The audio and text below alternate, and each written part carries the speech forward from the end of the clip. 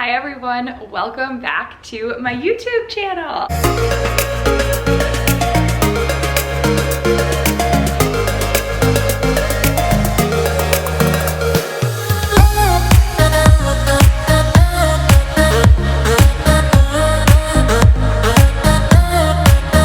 I'm in a really good mood today, so that is just great for everybody, right? I'm just gonna be a little extra. It's usually the case anyways, but welcome to my YouTube channel. Welcome back if you are a subscriber.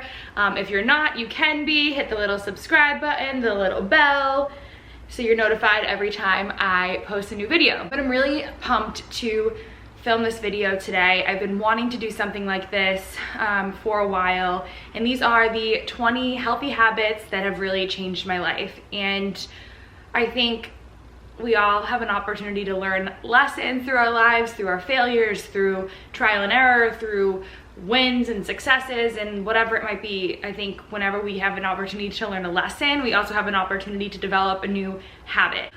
You know, these different habits run the gamut from mental health to my physical well-being to body image. And so I'm excited to go through this video with you all. I hope that you enjoy it. And let's get into the first one. The first healthy habit that I'm going to talk about is pretty straightforward. Some of them are not so straightforward, but I drink warm lemon water every morning to start my day.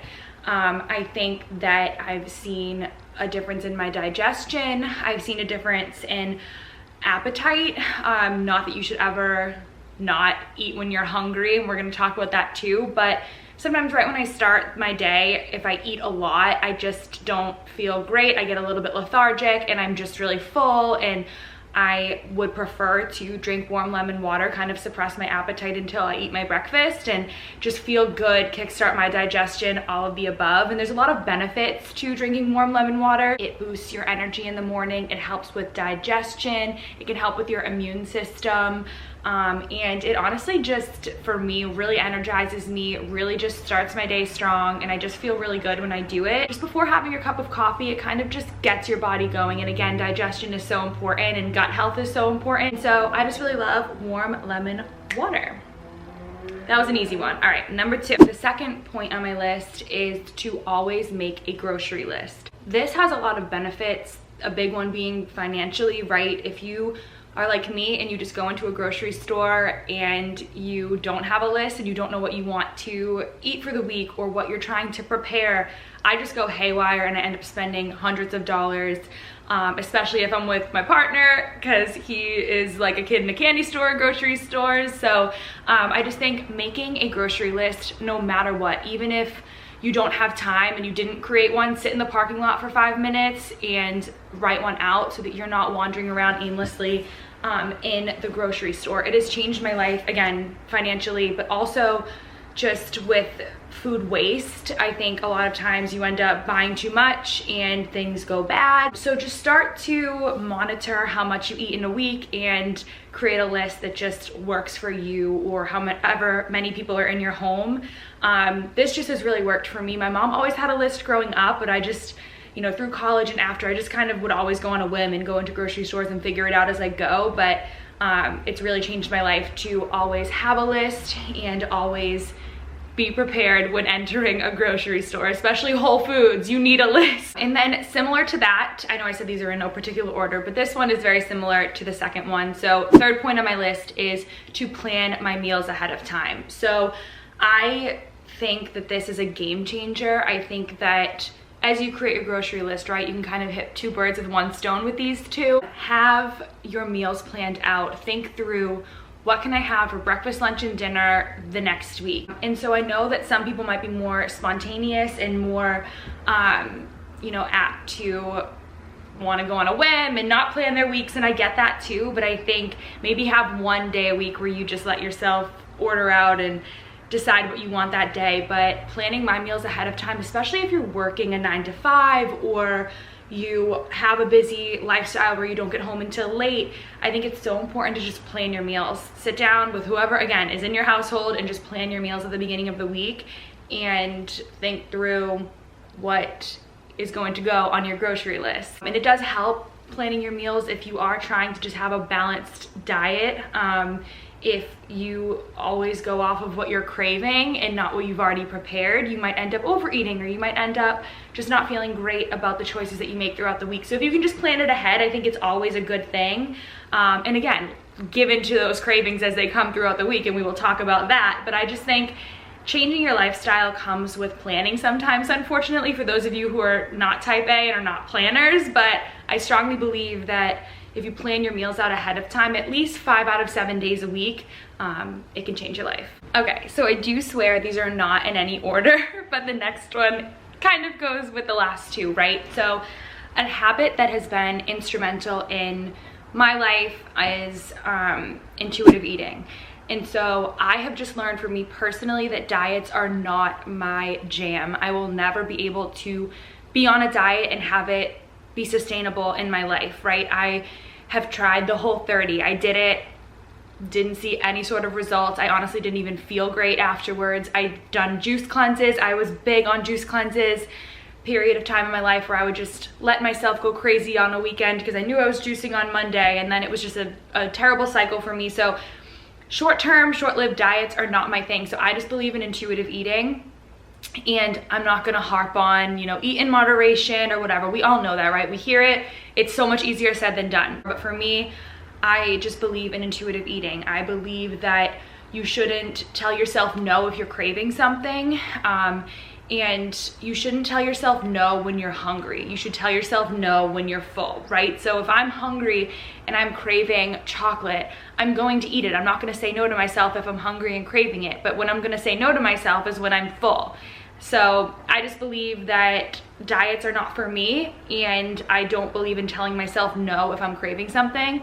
I'm just gonna tell myself no when I have had my craving, I've had what I needed, and I don't need to eat any more of it because I'm full, which also is easier said than done, but it's a habit that has worked for me. I want to eat what I want intuitively and in moderation, which I said I wasn't gonna say, but it's true. So that has worked for me. Next point on my list is making my own coffee. And by coffee, I mean cold brew. That has been just my obsession this year, and I just love making my own cold brew. Right now it is summertime, so you know, I do have Starbucks and Dunks all nearby, and it's so expensive. It is just not, oh my gosh, it's so expensive when you really add it up and see how much you're spending weekly on coffee. And so a lifestyle tip and a habit that has changed my life is making my own cold brew. I have a subscription through Amazon. It's Stone Street Coffee. Amazing. Get their cold brew blend, and not in beans, get it ground.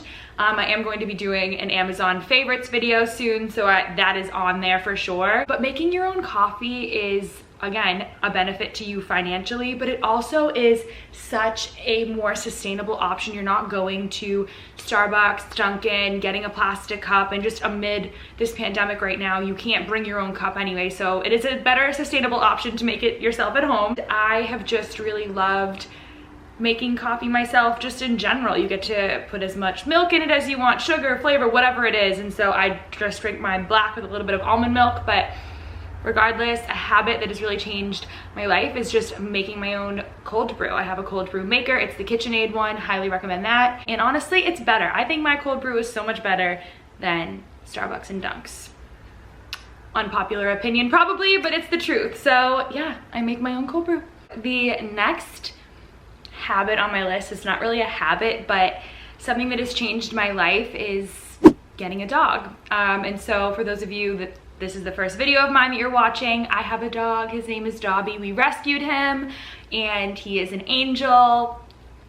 Some days, not every day. It has completely changed my life getting a dog. I don't have children. I've never had to lean into my maternal side and learn how to care for another being or nurture another being. And as silly as that might sound, I think it has taught me so much about responsibility, about, you know, staying active. I mean, there are weeks where it's the middle of winter and I'm just in a rut and I don't want to be active, but he, you know, pushes me to get outside because I have to, and I you know, take care of him with my partner Jonathan. And I truly believe trained us into being better parents eventually, because we've had to learn, no, we can't just stay out all night, we have a dog. No, we have to take care of this being that completely relies on us. And it might sound silly to you, but it has changed my life. It has taught me to be considerate, to be compassionate, to be maternal, and I do believe that you have to lean into all those things when you have a dog. So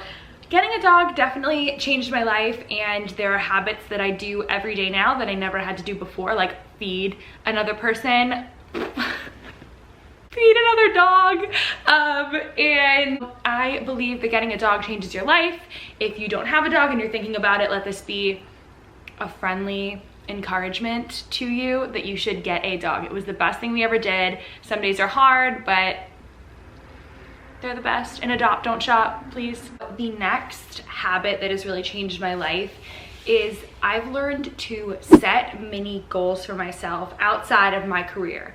I think when you're in your career or whatever it might be, I hope that you have a lot of ways that you determine what success means to you and you work towards that. But I think a lot of times we forget that we should be setting goals for ourselves in our personal lives. And sometimes it's, you know, what do I want to accomplish this week?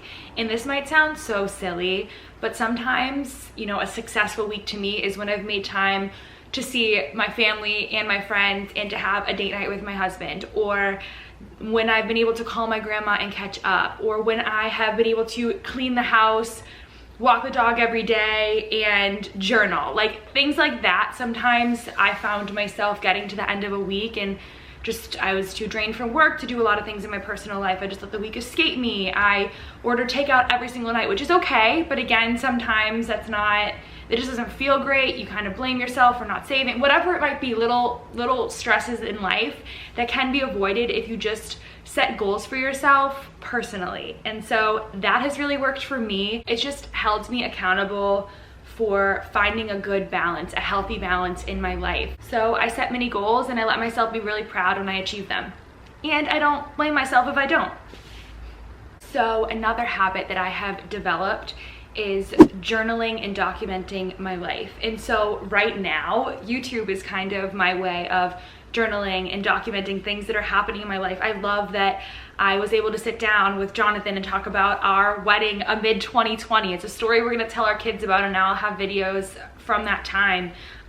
Before I started YouTube and started doing all these videos, I was journaling and writing a lot and documenting big moments and periods in my life. And I still do that sometimes, but I just think it's so important to document or journal or create videos. I just think that if you can find a way to document your life and write about the way the world is impacting you at this moment, and write about certain challenges you're facing, and you know, in order for you to get over those challenges and remember how you felt and learn a lesson from them, whatever it might be, I think it's just important to journal and to share your thoughts, share what is going on in your life, because if not, it just gets forgotten. It's just natural. As human beings, we forget. There's only so much that our brain can remember. Whatever it means to you, I just think journaling or documenting your life can change it. So next point on my list is to make your bed every morning or keep your desk tidy, or both. I grew up, my mother always made the bed. I never did. I didn't understand why you had to make the bed just to get back in it at the end of the day. But now I do understand, and I know that there's like a book about this or something. I have not read it, but I just believe that if you make your bed in the morning, it just allows for a clearer mind. It allows you to be excited to go home to something that you can just dive into and be cozy. And I don't know why. I honestly don't know why. It just makes me so happy to know that my bed is made every day. Even working from home now amid, you know, this pandemic and everything, we've been home for 5 months, and every morning we make the bed, every morning. My husband never made the bed before living with me, and now he does. So make your bed every morning and keep your desk space tidy, or your workspace, whatever it is for you. For me, I need a clear desk space in order to allow room for creativity in my mind, because there's no clutter. And that is just what works for me. So something as simple as that can affect your workday, can affect your creativity, your imagination, your ability to communicate effectively. All these things are really tied to tidiness. So having a tidy desk space has definitely changed my life, and so is making my bed every morning. So speaking of making your bed, number 10 on the list is waking up early. So for me, to be honest, I am a morning person. So this might not be a habit that is feasible for a lot of people if you just need that extra time to sleep, but I love waking up early, having my lemon water, and just setting my intentions for the day and having alone time. Even if, you know, Jonathan, my husband, is awake, he knows to just kind of let me be in the morning. It's just my me time, and I love it. It allows you to just start slow. I am my most clear-headed in the morning. It's kind of before the stresses of life can get into my brain and affect me. I love the mornings, and I think that the longer you can be awake for morning time, the better. So I wake up early, and that has changed my life. I didn't grow up waking up early,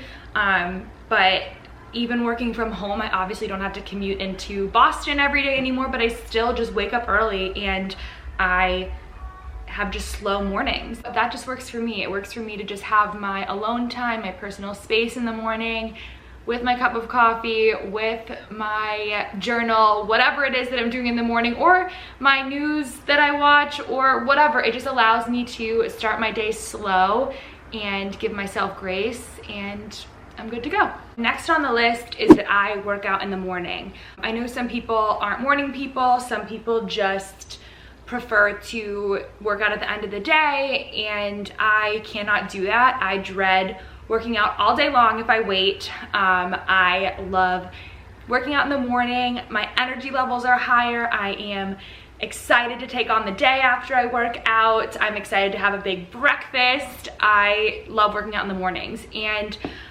for a while I would try to work out after work or in college after class, whatever it was, and I would never have as good of a workout because I just had, for me working out, I need to be clear-headed. I need to be in a good mental space. I'm not one of those people that can be stressed out and go take out my anxiety, whatever it is, at the gym. I'm not that kind of person. I just want to crawl into my bed and sleep if I am experiencing stress or whatever. So for me, working out in the morning, I have not had a chance to let the day's stress hit me yet. I just kind of don't think about it. I just go and get my workout in, and I feel so good for the day. So working out in the morning has definitely changed my life. It's the only way I work out.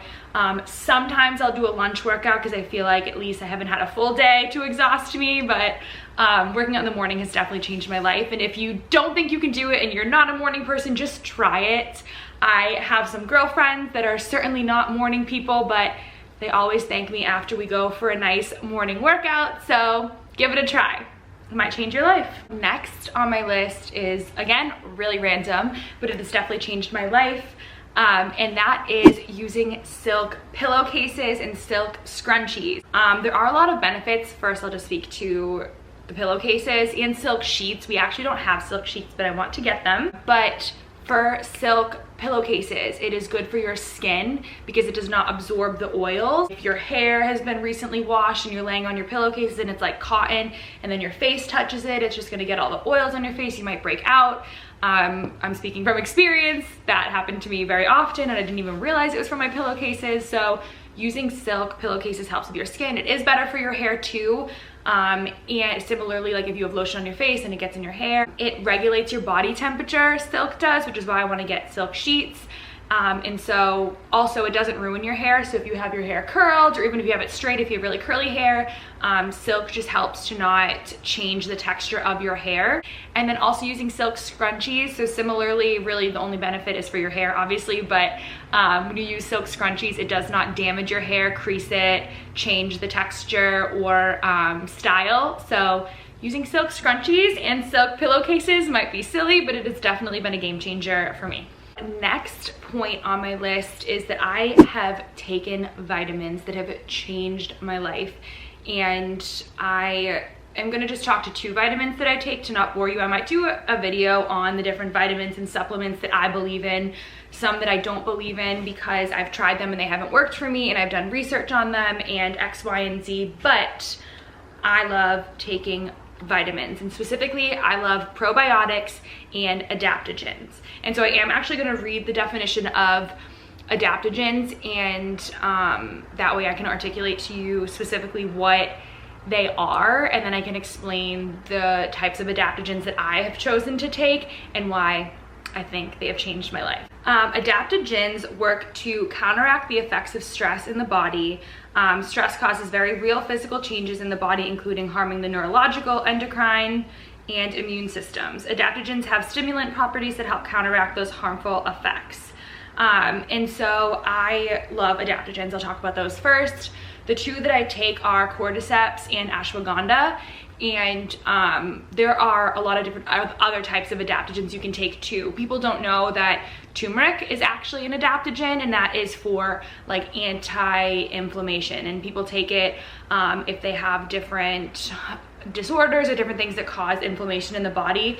Turmeric is really good for that. I mean, I have turmeric in my house and I cook with it and things like that, but I don't take it religiously like I do cordyceps and ashwagandha. Ashwagandha has a lot of benefits, and for me, I've noticed a difference. It helps with stress, it helps with depression, it helps with your cortisol levels, and it can also reduce blood sugar levels if that's an issue for you. So I just have loved taking it. I have taken it for a while now and I've noticed a difference. I think with ashwagandha, it is more of an herbal type of vitamin, so it might take some time for you to see any sort of effect, but it is natural and it is a vitamin that I choose to take every day, and I've really loved it. Another type of adaptogen that I take is cordyceps, and I actually take cordyceps in my tea, and the benefits are very similar to ashwagandha, where it helps with your immune system, it helps fight stress, anxiety, and things like that. And so at nighttime, I just have it in my tea and I just really like it. It's honestly a habit at this point that just feels really good, and it nurtures me and it just makes me feel relaxed, and all of the benefits that you can find online and look up to see if it's something that would work for you. Definitely take a look, but I feel that, you know, all the benefits that it is supposed to have definitely, it has affected my life, and so I just enjoy taking it. And it has a lot of just anti-aging properties. It has a lot of just random benefits that are herbal and natural, and just, I'm all about it. So I take ashwagandha and cordyceps as my adaptogen supplements, and I recommend trying them. And so another supplement vitamin that I take is probiotics. And so probiotics essentially help to balance the friendly bacteria in your digestive system. And so if you don't know this, there have been a lot of studies, and science kind of proves that whatever is going on in your gut can affect your mental health. And so I firmly believe that. I think it is so connected. I think our bodies are just connected in ways that we don't even know about. I think that if you have a healthier digestive system and things are going smoothly through your gut and in that tract, that your mental health is affected by that. And so I love taking probiotics. I've been taking them for years. I've tried all different kinds, and I definitely notice a difference when I take the ones that work for me. So those are the 2 vitamins that I take every day, and I highly recommend trying them. Next, so this habit I actually talk about in another video that I have posted. I will link it up here, and that is the ways that I've learned to accept and embrace. And so this habit is, I have learned to be more open with other people. I have learned to tell people when they're hurting me, when they are inspiring me, when they're motivating me, or when they're not treating me in a way that I think I deserve to be treated, all of these things. And listen, that's a work in progress. There are a lot of areas in my life that I do not take action in this way, and I don't tell people how they're making me feel, but I'm trying, and it is a habit that I have incorporated into certain areas of my life, and I have noticed a difference. And so I think that, again, if you want to check out that other video, I talk about this in great detail, but I think it is so important to tell other people how they're making you feel, because you owe it to yourself to honor your emotions, to do what you can to create better energy around you. And if that sounds really corny or whatever. I don't really care because it's worked for me and it has allowed me to live my life really positively, to surround myself with people that are treating me the way that I treat them. And so that is just another way that I have learned to live a more balanced life, a healthier lifestyle. And so try it out. Next habit on my list is to get outside every day. This seems silly. Of course, Courtney, we're human beings. We need to be outside. I don't know about you, but I found myself amid the pandemic, and I know I keep referencing it, but it's very real to a lot of us right now. And I think that a lot of these habits are very relevant to what is going on right now. And so I definitely, I mean, in March, April, had days where I did not go outside. And I think when we're working from home, when we're not feeling motivated, when we don't get that workout in the morning to energize us, it can just, the day can feel daunting. And there are periods of time where I didn't get outside. And so I think it is important to set a goal for yourself to get outside every day. 20-minute walk if you need it. And having a dog is very helpful. So again, maybe you could take that and work it into this one, but get outside every day and make that a goal for yourself. And I definitely have. I really beat myself up on those days when I did not smell fresh air. And I think it's important to set a goal for yourself to get outside every day. Small habit, but I think it makes a big difference. Next on my list is a little bit complicated, and so I'll explain why. So for me, a habit that has changed my life is tracking my period. And I think that the global average is like 28 days for us gals. That's how long our cycle is, blah, blah, blah. That's not the case for a lot of people, and that's very normal if it's not the case. Again, 28 days is the average. Whenever there is an average, it means there are numbers very far away from that average to get to the average. So math. So tracking my period has been so instrumental to my life. And I might do a video on this too, because I lost my period for a very long period of time in my life, like all through college basically, and that was for different reasons. Might do a video on it, but I have learned that that is very normal and it happens to a lot of girls. And so that's kind of besides the point of why I track it now. It's definitely a reason why I started tracking it. So for me, I have a period where I feel all the different symptoms. I have swelling, I'm bloated, I have tenderness in my chest, I have cramps, nausea, and food cravings, and I get lethargic, I am really hormonal. Like, I get all the things that a lot of us women get. And there are ways that you can allow your body to go through your cycle a little bit more smoothly. To kind of talk about the life cycle of your period, right? And again, I am probably going to do another video on this because I think it's so fascinating. And there are 4 stages, right? There's your menstrual, which is the beginning. There is your follicular, and then there is your ovulation, and then there is your luteal. And so those are the 4 stages. And if you understand where your body is at internally within those 4 stages, you can understand why you're having the symptoms you are. You can eat certain foods that are going to allow your body to just be nurtured. And if you do certain workouts, or if you relax and don't work out on certain stages of your cycle, your body is just going to feel better. And so for me, I've found so much comfort in tracking my period, knowing what days I'm fertile, because you know why you're feeling a certain way on those days, and why you are lethargic in certain stages, and why, and just, it allows you to, one, prepare, especially if you are a very hormonal person. When you're on your period, you know the days that you're a little bit more, you know how to prepare for that, you know how to nurture yourself, give yourself that chocolate when you know your body is at a certain stage that is literally craving sugar. It's a fact. And so there's just so many different ways that I have just loved tracking my period and just owning my body and knowing why I was irregular for so long and how I can get myself to be a little bit more regular. And I think it's just such a fascinating way to just be more in tune with your own body. You're unique, and your cycle does not look like anyone else's. And so it's just important for me to track my period. It has changed my life 1000%. So I've just loved to just become more informed on the way our bodies work. We are fascinating creatures. We are women, and we should just better understand what that means. All right, so the next point on my list is to set financial goals.